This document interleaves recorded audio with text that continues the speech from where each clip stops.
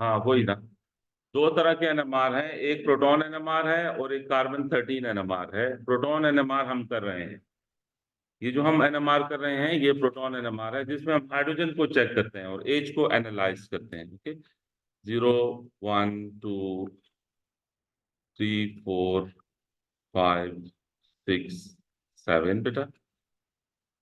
ये एक पीक है 9, फिर ये एक पीक है बेटा 1, फिर ये एक पीक है 1, और मॉलिक्यूलर फॉर्मूला गिवन है। Molecular formula happens to B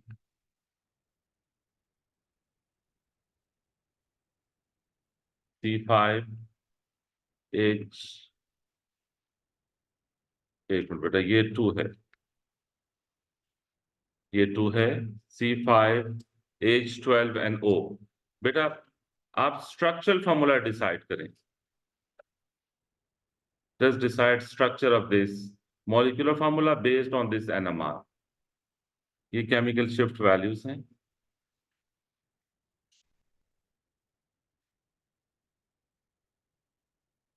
Just decide structure of this compound बेटा, structural formula।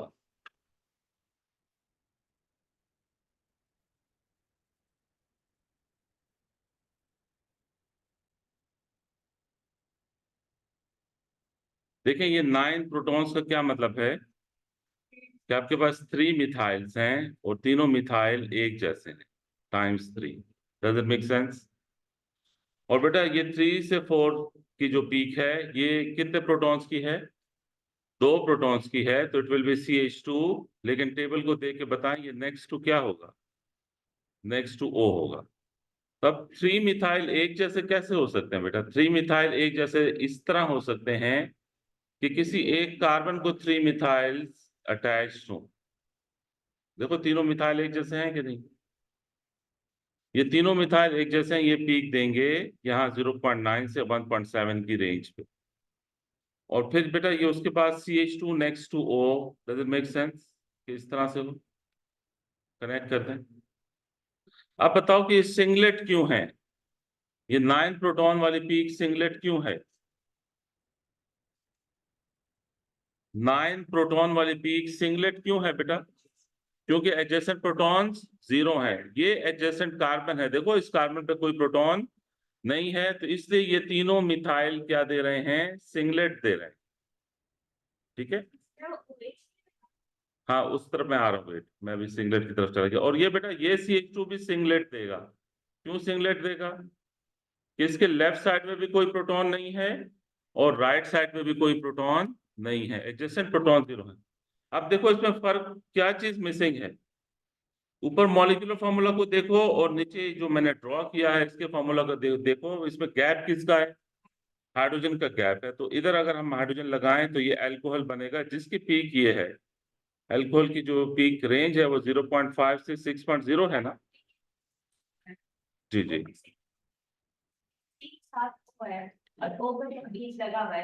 नहीं तो वो O का नेबर H है, CH2 का नेबर तो O है। CH2 का नेबर H नहीं है, O है। और दूसरी बात ये ध्यान में रखें कि जो सिंगलेट देते थे कल मैंने बताया था ना, alcohol, carboxylic, aldehyde, phenol, amine, ये हमेशा सिंगलेट देंगे, ना ये खुद स्प्लिट होंगे ना दूसरों को स्प्लिट करेंगे।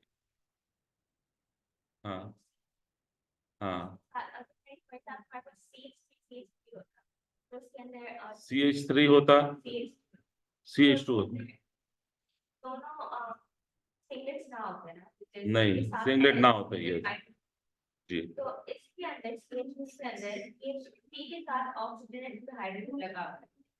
हाँ यस, लेकिन वो इसमें फिर एक कॉन्सेप्ट है शील्डिंग डी शील्डिंग का, वो सिलेबस में नहीं है।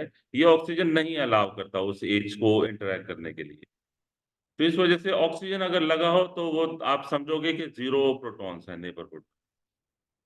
ठीक है, ये बेटा ये बात याद रखें कि जो ये ग्रुप सिंगलेट देते हैं ना, बेटा सुन रहे हैं बात, ये वाले ग्रुप्स क्या देंगे? ये वाले, ये ना खुद स्प्लिट होंगे ना अपने नेबर को स्प्लिट करेंगे। तो OH का नेबर ये है ना, तो OH नहीं स्प्लिटिंग कॉज करेगा अपने नेबर में, याद रखिए बात। ओके, अच्छा नेक्स्ट क्वेश्चन बेटा लीजिए।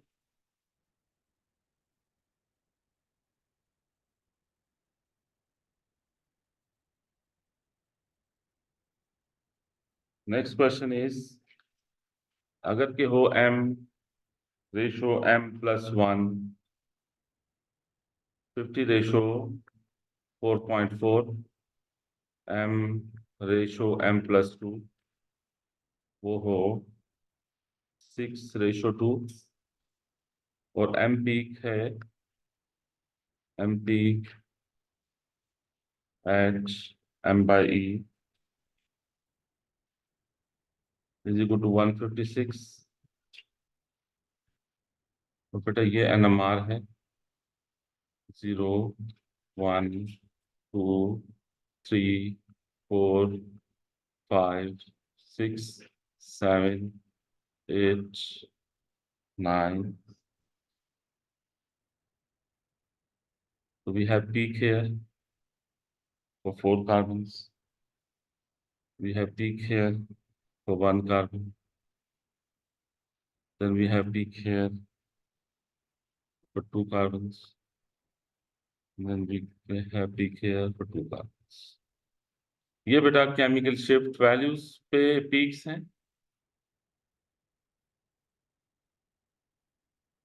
पहले आप मॉलिक्यूलर फॉर्मूला डिसाइड करें, फिर स्ट्रक्चरल फॉर्मूला डिसाइड करें।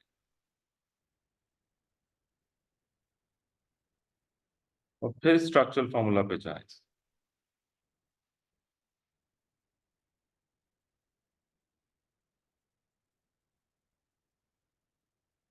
देखो बेटा कितने कार्बन थे, कार्बन एटम 8 थे, और ये क्या इंडिकेट कर रहा है 3:1। It means Cl present, Cl present है क्योंकि m/m+2 जब 3:1 हो तो it means chlorine is also present. और हाइड्रोजन कितने हैं यहां से काउंट करें तो it happens to be C8। Hydrogen कितने हैं 9 H9। और अगर Cl भी हम इस पे इंक्लूड कर दें तो इसका MR कितना बनता है बेटा, इसका मैथ कितना बनता है जो मैंने यहां बताया 140 बनता है। इसका मैथ 140 बनता है और एक्चुअल MR कितना है 156। तो इसमें गैप कितना है 16 का गैप है, तो क्या इंडिकेट हो रहा है कि ऑक्सीजन प्रेजेंट है, इधर O लगा। ये स्टेज 1 था बेटा। ये M पीक है ना, अगर m+2 पीक में क्लोरीन 37 आएगा, M पीक में क्लोरीन 35 यूज होगा, m+2 पीक में क्लोरीन 37 यूज होगा। अब आपके पास जब स्ट्रक्चर मॉलिक्यूलर फॉर्मूला आ गया, अब आप स्ट्रक्चर की तरफ जाओगे। ठीक है, आप बना सकते हो स्ट्रक्चर जो पीछे थे। यस बेटा देखें, ये 8 पे जो पीक आ रही है किसको इंडिकेट कर रही है, ये लग रहा है कि बेंजीन है, और बेंजीन के कितने प्रोटॉन्स इंडिकेट हो रहे हैं तो 4 प्रोटॉन्स का क्या मतलब है कि 2 सब्स्टिट्यूशंस है बेंजीन पे। कितनी सब्स्टिट्यूशंस हैं 4 प्रोटॉन बेटा ऐसे होंगे ना। तो चलो ये हमें आइडिया हो रहा है कि 4 प्रोटॉन्स हैं जो बेंजीन पे अटैच्ड हैं लाइक दिस। उसके बाद बेटा बताएं इस ये जो 2 से 3 के दरमियान पीक है ये 2 प्रोटॉन की, ये किसे इंडिकेट कर रही है, ये वाली बेटा ये हाँ CH2 next to aromatic ring. तो इसका क्या मतलब है कि where should we attach this CH2, CH2 को हम एरोमेटिक रिंग पे अटैच कर दें। ओके, अब बताओ 2 पीक्स रह गई हैं, उन्हें कैसे एडजस्ट करना चाहिए। हाँ ये बेटा फिनोल इंडिकेट कर रही है कि नहीं, ये एक प्रोटॉन की जो पीक है, फिनोल की रेंज देखें तो आपको उस रेंज में ये मिलेगा। ठीक है, तो इधर पर फिनोल के लिए OH कर दें, यहां अटैच कर दें। और एक पीक रह गई है, ये वाली पीक किसे इंडिकेट कर रही है 3 से 4 वाली, मोर इलेक्ट्रोनेगेटिव एटम। तो कौन सा इलेक्ट्रोनेगेटिव एटम है Cl। तो can we go like this CH2 bonded to Cl। ये CH2 next to more electronegative atom, तो Cl मोर इलेक्ट्रोनेगेटिव एटम है, it will be like this. ठीक हो गया? ओके। अब एक और बेटा पॉइंट, अच्छा एक और पॉइंट बेटा सुने, और इस पे प्रोटॉन एनएमआर की डिस्कशन एंड होगी, और फिर कार्बन 13 एनएमआर नेक्स्ट क्लास में हम करेंगे। देखो बेटा, अगर कि ये मॉलिक्यूल है CH3OH, और इसको हम कन्वेंशनल सॉल्वेंट यूज करते हैं। सॉल्वेंट मैंने आपको क्या बताया था कि प्रोटॉन फ्री होना चाहिए। तो लेट से CCl4 सॉल्वेंट हमने लिया है, यूजुअली CCl4 सॉल्वेंट लेते हैं, और इसका हम एनएमआर करते हैं। तो बेटा आप क्या एक्सपेक्ट करते हैं, कितनी पीक्स होनी चाहिए, कितनी पीक्स आएंगी? 5, 6। ये जो मेथनॉल है ये कितनी पीक्स देगा? ये 2 पीक्स देगा। क्यों बेटा 2 पीक्स क्यों आएंगी? क्योंकि टू डिफरेंट केमिकल एनवायरमेंट्स हैं। एक पीक CH3 की होगी, जो कि यहाँ पे होगी बेटा, 3 to 4 की रेंज में होगी। और दूसरी पीक किसकी होगी? अल्कोहल के OH की होगी। और अल्कोहल के OH की रेंज क्या है बेटा? 0.5 से 6.0, इसमें किसी भी रेंज में ये पीक आ सकती है। तो लेट से मैं यहाँ ले लेता हूँ। तो कितनी पीक्स आ रही हैं बेटा? 2 पीक्स आ रही हैं। ओके। ना बेटा, अब हम क्या करेंगे, if NMR is repeated, NMR is repeated with solvent D2O। तो अब अगर सॉल्वेंट हम चेंज कर दें और दोबारा NMR करें, तो ये 0, 1, 2, 3, 4, 5, 6, 7। तो अब हमारे पास एक पीक आएगी 3 प्रोटॉन्स की। जो OH की पीक है वो डिसअपेयर हो जाएगी। तो ये कंफर्मेटरी टेस्ट के लिए करते हैं। OH की कंफर्मेशन कैसे लेते हैं बेटा, कि NMR को अगर OH की पीक आ रही है, तो फिर NMR को हम रिपीट करते हैं विद सॉल्वेंट D2O। तो सॉल्वेंट D2O के साथ OH की पीक डिसअपेयर हो जाती है। ठीक है? तो OH peak disappears, OH peak disappears with the solvent D2O, disappears with solvent D2O। अब इसके अगर रीजन पूछें कि इस ऐसा क्यों होता है, रीजन क्या है कि क्यों OH की पीक डिसअपेयर हो रही है? रीजन ये है कि जो H है of OH is replaced with D। H of OH is replaced with D। अब डी जो है वो हैवियर आइसोटोप है, वो प्रोटॉन कंसिडर नहीं होता, डी को हम प्रोटॉन कंसिडर नहीं करते। तो एक्चुअली ये OH को जब सॉल्वेंट D2O में प्लेस करते हैं, तो O के साथ जो H है वो रिप्लेस होके OD बन जाता, और OD फिर पीक नहीं देता, और वाटर और जो D2O है वो HDO बन जाता। डी भी असल में हाइड्रोजन है, लेकिन उसका मैस नंबर डिफरेंट है, HDO बन जाए। राइट? तो ये OD पीक नहीं देगा, OD बेटा पीक नहीं देगा। बेटा समझ आई ये बात सबको?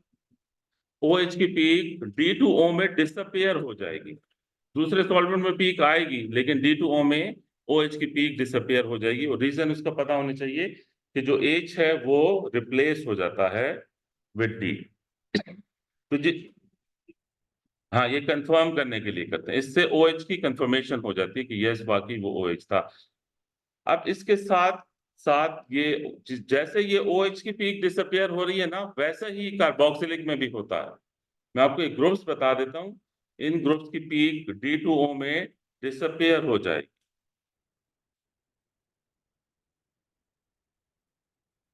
ठीक है बेटा? ये फंक्शनल ग्रुप्स हैं। Functional groups whose peak disappear peak disappear in D2O solvent. D2O solvent में ये फंक्शनल ग्रुप्स हैं जिनकी पीक डिसअपियर हो जाती है। एक बेटा फंक्शनल ग्रुप है alcohol, the other is carboxylic. Carboxylic acid की पीक भी D2O में डिसअपियर हो जाएगी। फिनोल, फिनोल का जो OH है वो भी D से रिप्लेस हो जाएगा। एल्डिहाइड, एल्डिहाइड की पीक भी डिसअपियर हो जाएगी सॉल्वेंट D2O में। एमाइन, एमाइन की पीक भी डिसअपियर हो जाएगी D2O सॉल्वेंट में। इन सब में जो H है is replaced with D, H is replaced with D or and the peak disappears.